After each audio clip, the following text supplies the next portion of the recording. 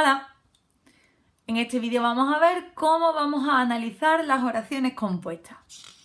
Y para ello debemos repasarnos antes unos conceptos básicos. ¿Cuáles son estos conceptos? Bueno, pues a partir de ahora todos los textos que nos pongan para analizar vamos a llamarlos conjuntos oracionales o también lo podemos llamar oración compuesta, como vosotros queráis.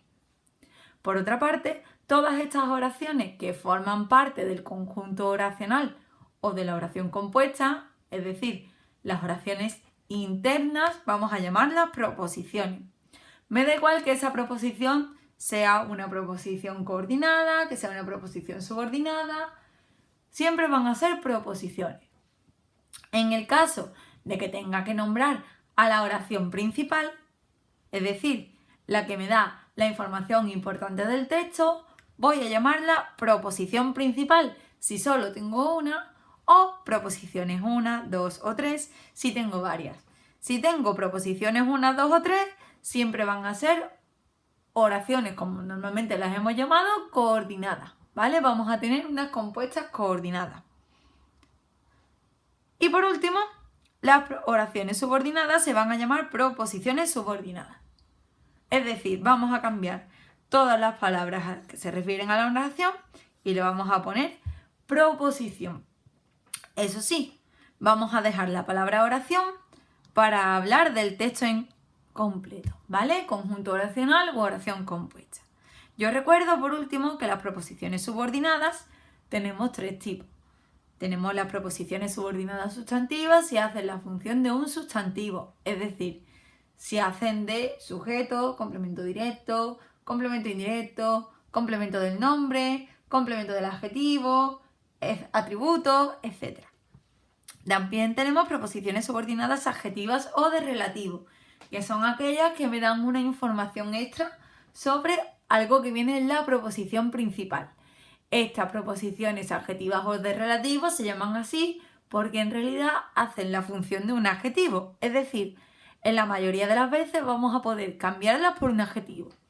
Y por último, tenemos las proposiciones subordinadas adverbiales, que son dos tipos.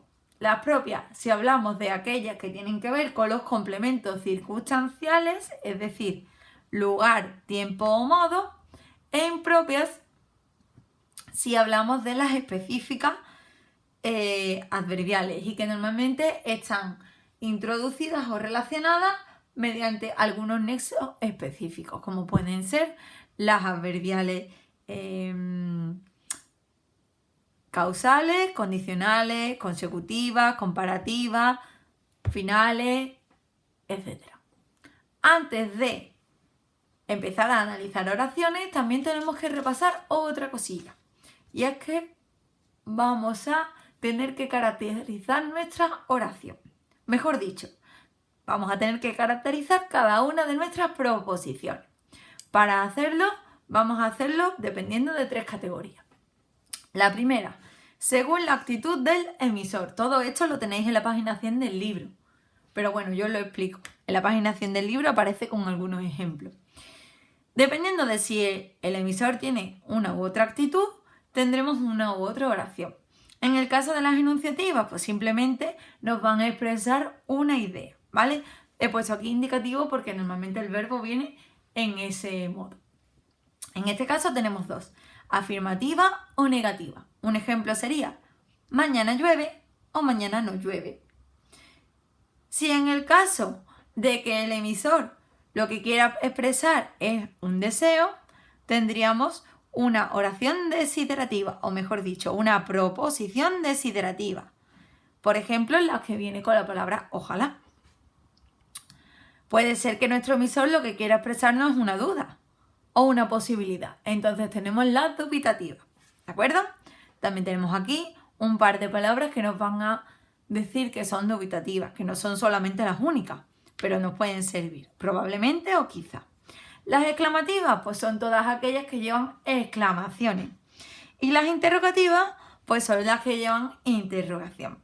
Recuerda que cuando tenemos una exclamativa o una interrogativa que lleva un pronombre exclamativo o interrogativo, todos los pronombres llevan tilde, es decir, qué, cómo, cuándo, quién, por qué, cuánto, cuándo, ¿vale? Dentro de las interrogativas tenemos dos tipos, parciales o totales y directas o indirectas. En realidad lo de parciales o totales no hace falta que lo pongamos, pero bueno, yo os lo explico. Parciales significa que llevan un pronombre dentro. Por ejemplo, ¿qué hora es? Totales significan que no llevan un pronombre dentro. ¿De acuerdo? Y las interrogativas directas significa que sí llevan nuestra marca de interrogación, mientras que las interrogativas indirectas no llevan esta marca de interrogación. Por ejemplo, ¿quieres que te haga un recado? Sería una interrogativa directa. Una indirecta sería, mamá me preguntó que si querías café. Y ahí no tenemos ningún signo de interrogación. Por último tenemos las exhortativas, que son las que nos dicen un mandato. Una vez hayamos puesto qué tipo de oración es según la, proposición es según la actitud del emisor, pasamos a ver qué tipo de proposición es según el predicado. Y esto es mucho más fácil porque esto más o menos lo manejamos. Tenemos las oraciones atributivas o nominales, que son las que llevan un predicado nominal, es decir, las que llevan un verbo copulativo. Y por otra parte, también tenemos los predicados predicativos, que son aquellos que no llevan ninguno de estos verbos, ¿vale? Dentro de las predicativas podemos tener dos tipos de oraciones. Las oraciones transitivas, que son aquellas que llevan complemento directo, y las oraciones intransitivas, que son aquellas que no llevan complemento directo. Un ejemplo de predicativa transitiva. Ayer compré un regalo, es decir, ayer lo compré. Un tipo de oraciones predicativas intransitivas. Me voy. En este caso no tengo ningún complemento directo.